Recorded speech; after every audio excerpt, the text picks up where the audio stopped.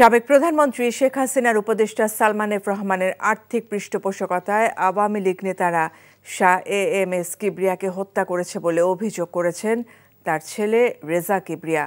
সামাজিক যোগাযোগ মাধ্যমে তিনি এমন অভিযোগ করেন। আওয়ামী লীগের তিনজন গুরুত্বপূর্ণ এমপি আবু জহির, এমপি মজিদ খান এবং ডক্টর মুশফিক চৌধুরী, বিএনপিরও একজন এটাতে সহায়তা দিয়েছিল, তার নাম হলো জিকে ঘোষ।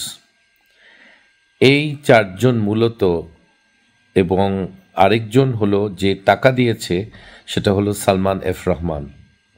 বিভিন্ন কারণে আব্বার সাথে শত্রুতা ছিল সালমান এফ রহমানের। সে তার ব্যাংকের দুর্নীতি, শেয়ার মার্কেটের কেলেঙ্কারির জন্যে আমার বাবার উপরে খেপেছিলেন, এই লোকটা খেপেছিল।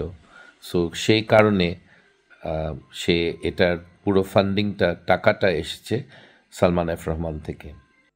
যমুনা স্মার্ট রেফ্রিজারেটর, স্মার্ট লাইফে স্মার্ট রেফ্রিজারেটর।